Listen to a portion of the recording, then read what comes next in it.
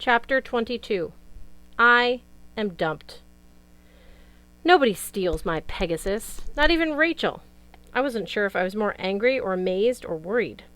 What was she thinking? Annabeth said, as we ran for the river. Unfortunately, I had a pretty good idea, and it filled me with dread. The traffic was horrible. Everybody was out on the streets gawking at the war zone damage. Police sirens wailed on every block. There was no possibility of catching a cab, and the Pegasi had flown away. I would have settled for some party ponies, but they'd disappeared along with most of the root beer in Midtown.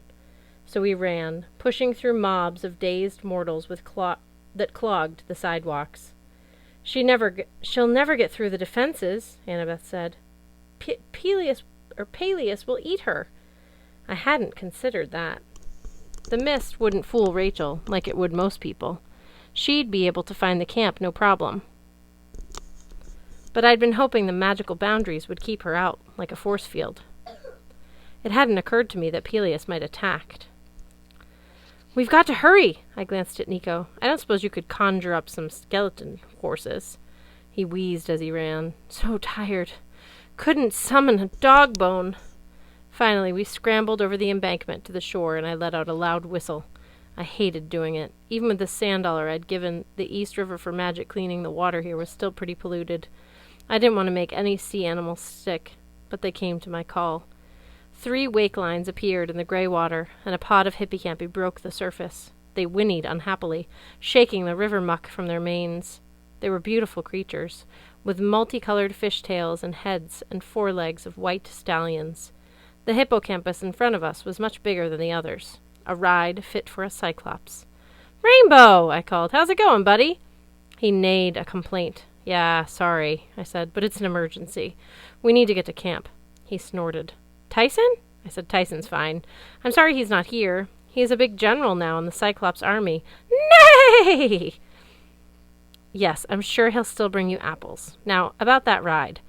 In no time, Annabeth, Nico, and I were zipping up the East River faster than jet skis. We sped under the Throg's Neck Bridge and headed for the Long Island Sound. It seemed like forever until we saw the beach at camp. We thanked the hippocampi and waded ashore, only to find Argus waiting for us. He stood in the sand with his arms crossed, his 100 eyes glaring at us. "Is she here?" I asked. He nodded grimly. "Is everything okay?" Annabeth said. Argus shook his head. We followed him up the trail. It was surreal being back at camp, because everything looked so peaceful. No burning buildings, no wounded fighters. The cabins were bright in the sunshine, and the fields glittered with dew. But the place was mostly empty. Up at the big house, something was definitely wrong. Green light was shooting out all the windows, just like I'd seen in my dream about May Castellan. Mist, the magical kind, swirled around the yard. Chiron lay on the horse-sized stretcher by a volleyball pit, a bunch of satyrs standing around him. Blackjack cantered nervously in the grass. "Don't blame me, boss," he pleaded when he saw me. "The weird girl made me do it." Rachel Elizabeth Dare stood at the bottom of the porch steps. Her arms were raised, like she was waiting for someone inside the house to throw her a ball. "What's she doing?" Annabeth demanded. "How did she get past the barriers?" "She flew," one of the satyrs said, looking accusingly at Blackjack. "Right past the dragon, right through the magic boundaries." "Rachel!" I called, but the satyr stopped me when I tried to get any closer. "Percy, don't," Chiron warned. He winced as he tried to move. His left arm was in a sling. His two back legs were in splints, and his head was wrapped in bandages. "You can't interrupt." "I thought you explained things to her." "I did, and I invited her here." I stared at him in disbelief. You said you'd never let anyone try again. You said—" "I know what I said, Percy, but I was wrong. Rachel had a vision about the curse of Hades. She believes it may be lifted now. She convinced me. She deserves a chance. And if the curse isn't lifted, if Hades hasn't gotten to that yet, she'll go crazy." The mist swirled around Rachel. She shivered like she was going into shock. "Hey!" I shouted. "Stop!" I ran toward her, ignoring the satyrs. I got within 10 feet and hit something like an invisible beach ball. I bounced back and landed in the grass. Rachel opened her eyes and turned. She looked like she was sleepwalking, like she could see me, but only in a dream. It's all right. Her voice sounded far away. This is why I've come. You'll be destroyed. She shook her head. This is where I belong, Percy.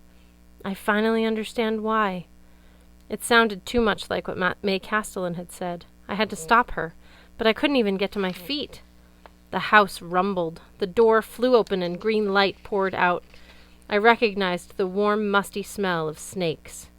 Mist curled into 100 smoky serpents slithering up the porch columns, curling around the house. Then the oracle appeared in the doorway. The withered mummy shuffled forward in her rainbow dress. She looked even worse than usual, which is saying a lot. Her hair was falling out in clumps. Her leathery skin was cracking like the seat of a worn-out bus. Her glassy eyes stared blankly into space, but I got the creepiest feeling she was being drawn straight toward Rachel. Rachel held out her arms. She didn't look scared. "You've waited too long," Rachel said, "but I'm here now." The sun blazed more brightly. A man appeared above the porch, floating in the air, a blonde dude in a white toga, with sunglasses and a cocky smile. "Apollo," I said. He winked at me, but held up his finger to his lips. "Rachel Elizabeth Dare," he said, "you have the gift of prophecy, but it is also a curse. Are you sure you want this?" Rachel nodded. "It is my destiny." "Do you accept the risks?" "I do." "Then proceed," the god said. Rachel closed her eyes. "I accept this role. I pledge myself to Apollo, god of oracles. I open my eyes to the future and embrace the past. I accept the spirit of Delphi, voice of the gods, speaker of riddles, seer of fate." I didn't know where she was getting the words, but they flowed out of her as the mist thickened. A green column of smoke, like a huge python, uncoiled from the mummy's mouth and slithered down the stairs, curling affectionately around Rachel's feet. The oracle's mummy crumbled, falling away until it was nothing but a pile of dust in an old tie-dyed dress. Mist enveloped Rachel in a column. For a moment I couldn't see her at all. Then the smoke cleared. Rachel collapsed and curled into the fetal position. Annabeth, Nico, and I rushed forward, but Apollo said, "Stop! This is the most delicate part." "What's going on?" I demanded. "What do you mean?" Apollo studied Rachel with concern. "Either the spirit takes hold, or it doesn't." "And if it doesn't?" Annabeth asked. 5 syllables, Apollo said, counting them on his fingers. "That would be real bad." Despite Apollo's warning, I ran forward and knelt over Rachel. The smell of the attic was gone. The mist sank into the ground and the green light faded. But Rachel was still pale. She was barely breathing. Then her eyes fluttered open. She focused on me with difficulty. "Percy? Are you okay?" She tried to sit up. "Ow." She pressed her hands to her temples. "Rachel," Nico said, "your life aura almost faded completely. I could see you dying." "I'm all right," she murmured. "Please, help me up. The visions, they're a little disorienting." "Are you sure you're okay?" I asked.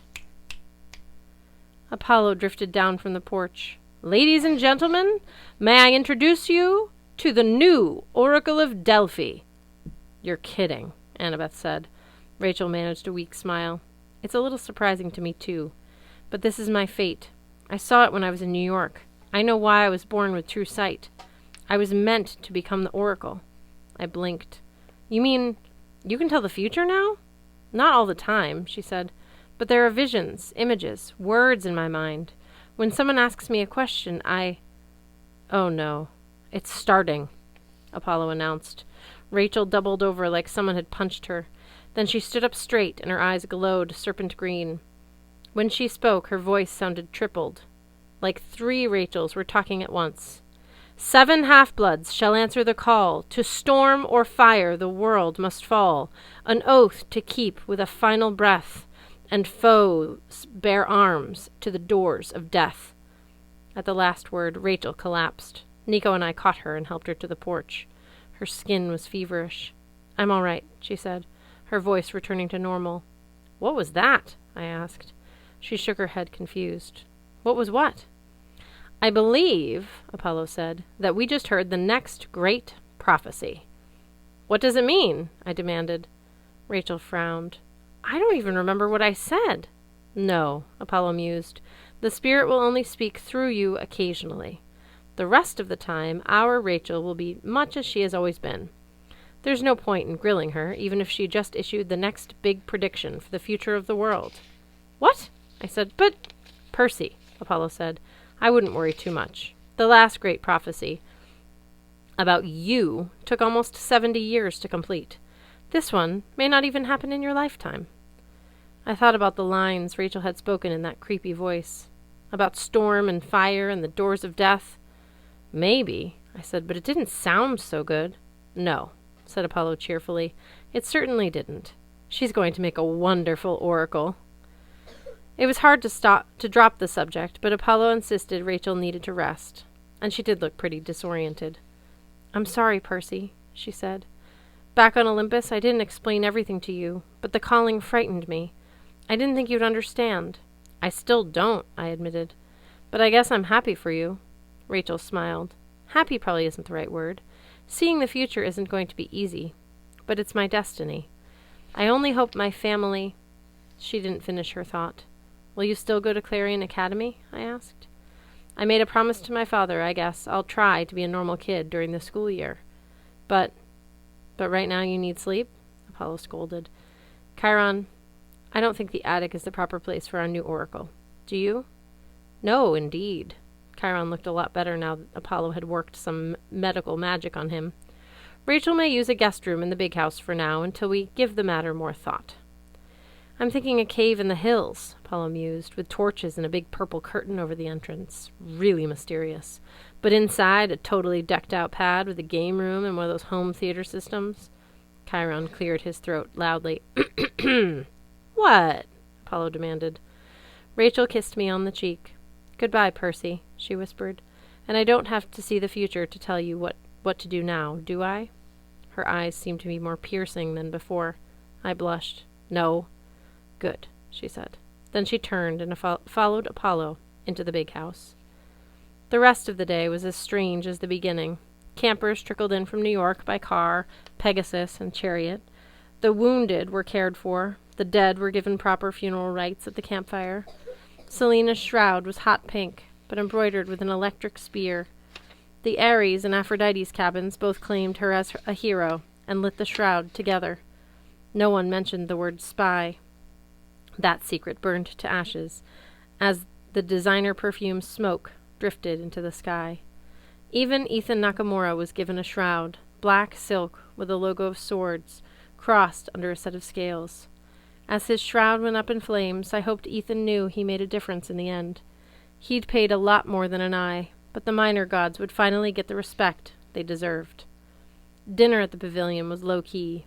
The only highlight was Juniper, the tree nymph, who screamed, "Grover!" and gave her boyfriend a flying tackle hug, making everybody cheer. They went down to the beach to take a moonlit walk. And I was happy for them, though the scene reminded me of Selena and Beckendorf, which made me sad. Mrs. O'Leary romped around happily, eating everybody's table scraps. Nico sat at the main table with Chiron and Mr. D, and nobody seemed to think that was out of place. Everybody was patting Nico on the back, complimenting him on his fighting. Even the Ares kids seemed to think he was pretty cool. Hey, show up with an army of undead warriors to save the day, and suddenly you're everybody's best friend. Slowly, the dinner crowd trickled away. Some went to the campfire for a sing-along. Others went to bed. I sat at the Poseidon table by myself and watched the moonlight on Long Island Sound. I could see Grover and Juniper at the beach, holding hands and talking. It was peaceful. Hey, Annabeth slid next to me on the bench. Happy birthday. She was holding a huge misshapen cupcake with blue icing. I stared at her. What? It's August 18th, she said. Your birthday, right? I was stunned. It hadn't even occurred to me, but she was right. I had turned 16 this morning, the same morning I'd made the choice to give Luke the knife. The prophecy had come true right on schedule, and I hadn't even thought about the fact that it was my birthday. Make a wish, she said. Did you bake this yourself? I asked. Tyson helped. That explains why it looks like a chocolate brick, I said, with extra blue cement. Annabeth laughed. I thought for a second, then blew out the candle. We cut it in half and shared, eating with our fingers. Annabeth sat next to me, and we watched the ocean. Crickets and monsters were making noise in the woods, but otherwise, it was quiet. "You saved the world," she said. "We saved the world. And Rachel's the new oracle, which means she won't be dating anybody." "You don't sound disappointed," I noticed. Annabeth shrugged. "Oh, I don't care." "Mm-hmm." She raised an eyebrow. "You got something to say to me, seaweed brain? You'd probably kick my butt." "You know I'd kick your butt."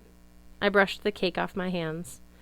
"When I was at the River Styx, turning invulnerable, Nico said I had to concentrate on one thing that kept me anchored to the world, that made me want to stay mortal. To stay mortal." Annabeth kept her eyes on the horizon. "Yeah?" "Then up on Olympus," I said, "when they wanted to make me a god and stuff, I kept thinking, oh, you so wanted to. Well, maybe a little, but I didn't. Because I thought I didn't want things to stay the same for eternity, because things could always get better. And I was thinking," my throat felt really dry. "Anyone in particular?" Annabeth asked, her voice soft. I looked over and saw that she was trying not to smile. "You're laughing at me," I complained. "I am not. You are so not making this easy." Then she laughed for real. She put her hands around my neck. "I am never, ever going to make things easy for you, seaweed brain. Get used to it." When she kissed me, I had the feeling my brain was melting right through my body. I could have stayed that way forever, except a voice behind us growled, "Well, it's about time!" Suddenly, the pavilion was filled with torchlight and campers. Clarice led the way as eavesdroppers charged and hoisted us both onto their shoulders. "Oh, come on," I complained. "Is there no privacy?" "The lovebirds need to cool off," Clarice said with glee. "The Canoe Lake!" Connor Stoll shouted. With a huge cheer, they carried us down the hill, but they kept us close enough to hold hands. Annabeth was laughing, and I couldn't help laughing too, even though my face was completely red. We held hands right up until the moment they dumped us in the water. Afterward, I had the last laugh. I made an air bubble at the bottom of the lake. Our friends kept waiting for us to come up, but hey, when you're the son of Poseidon, you don't have to hurry. And it was pretty much the best underwater kiss of all time.